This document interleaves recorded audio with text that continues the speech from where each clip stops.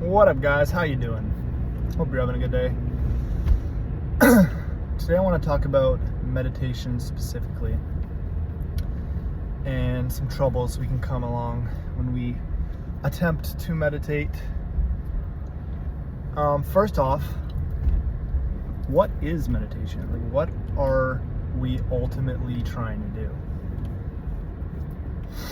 I would argue we are ultimately trying to recognize and experience what we truly are. And that is consciousness. We are consciousness.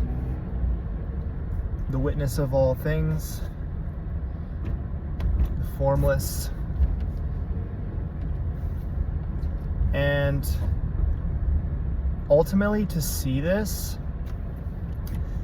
you kind of need to either A, allow your mental chatter to quiet, or B, amidst your mental chatter, see that you have like a sort of distance from it, and that all your ideas of yourself are just ideas, and the person that you take yourself to be is literally like a separate entity that's like arising inside of the space that you are. So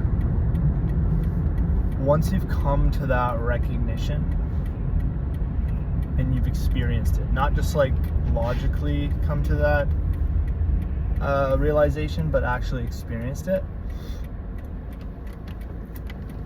then that's kind of like your anchor in meditation.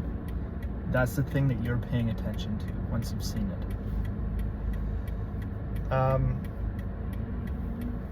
And then you're gonna come across a lot of resistance when your mind realizes that you have a knife to sever its power. Your mind's gonna throw all the tantrums in the world. And what I want to talk about today, it's kind of for like the people who have already kind of recognized that the consciousness. Sometimes you'll be meditating and your mind just, it has a mind of its own,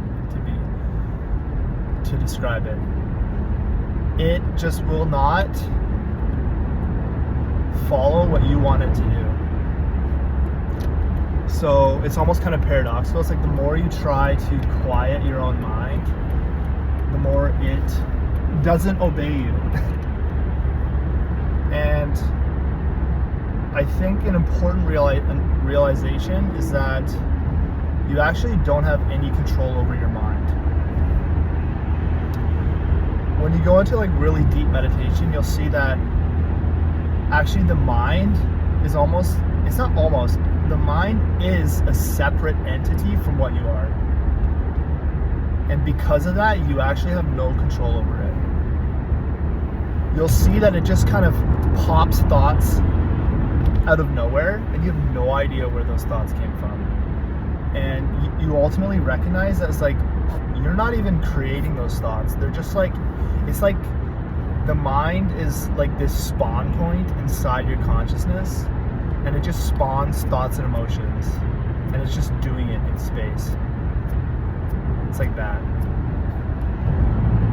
And when you see that, it's weirdly terrifying, but also weirdly liberating, because you know that all the fighting you've been doing, like using the mind to control the mind, it just doesn't work. And I think we've all been there, where you'll be meditating, or even just in life, you don't necessarily have to be meditating, but you'll be trying to think your way out of a problem. And what that is literally the mind creating a problem and then trying to think its way out. It's actually hilarious. And the way to cut that is to just not remember, but realize that actually you have no control over the mind. The only thing you have is the ability to witness what it's doing. It's like this little kid, and you're just, it's dad, just watching him till he finishes his little tantrum. Like, that's literally the best way to put it. You can't control the kid. You can't control the kid. If you tell your kid, like, no, we're going to Walmart. We are not going to the McDonald's play place. That kid is just gonna freak out. And the more you say, like, no, let's go, the more he's gonna rebel and just start screaming at you. But if you stand there and you watch your kid throw his tantrum, at some point his tantrum just dies out. And then you say, you ready, little Jimmy? We're going to Walmart now.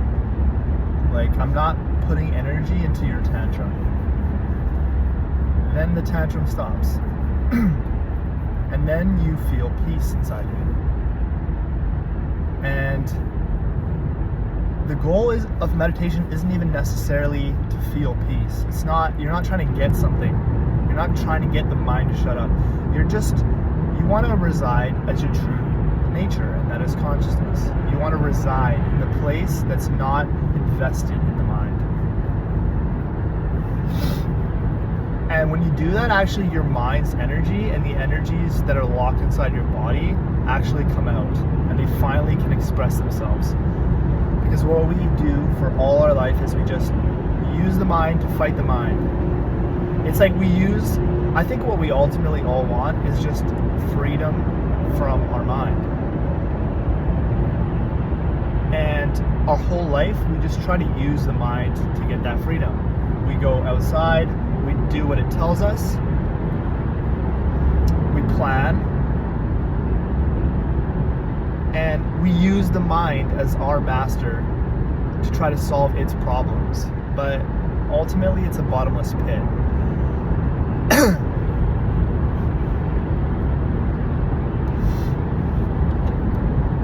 Yeah, so I'll summarize. I'll finish that as a thought. Moving on, I kind of want to talk about another thing that I've noticed that really helps. This is kind of on a separate note. When I'm meditating, at some point you see, like, you're trying to think your way out. A really good technique that I've been playing around with is just coming back to the body instead of trying to think my way out, and just coming back to my body and just relaxing it. Not buying into any of what it's saying, but also not resisting it. So, like, if I have like a clenching feeling in my heart, which I get a lot, you might have something else. I just let it be there, but then I just literally physically relax my body. And when I do that, I notice that, like, things start playing out. It's almost like the tension in our body locks energy down. It's super weird. But, like, I've noticed when I physically relax my body, it almost lets energy kind of move through my body. And sometimes it gets worse before it gets better. Sometimes you actually feel like worse. Like the intensity of your pain increases until it turns into something else. And I think that's totally fine. I think we have so many conceptions about the world. We think that things are supposed to be comfortable all the time, and we think that things are supposed to be good all the time, and things are supposed to be what we want all the time. But I think a huge part of everyone's growth is actually reaching down to your depths. Reaching down to that part of yourself that's so bothered, and then coming out alive. And when you can do that, you have a new sense of humbleness and gratitude for the world. And you know yourself more. And you have a quieter confidence because you know that even the deepest, darkest parts of yourself, you can come out from. And if you can do that, you can do anything. That's another thing. Like, we think that we're failing at meditation or in life if we're experiencing negative emotions, or if we take a few steps backwards. But ultimately, the path is not linear. Like, it's not even falling down. It is necessary to go down there sometimes. And the more in meditation and in life we can just remove these concepts that we're just putting on ourselves, the more free we're actually going to be.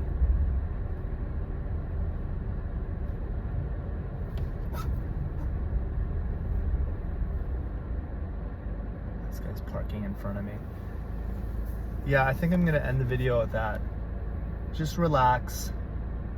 Whatever is in your consciousness is not wrong. Just remember that. Physical, mental, emotional. There's never anything wrong. Remember that. I think we can think we need to change things, but really we just need to relax into them. Okay, I hope you guys have a great day. I love you all. Peace.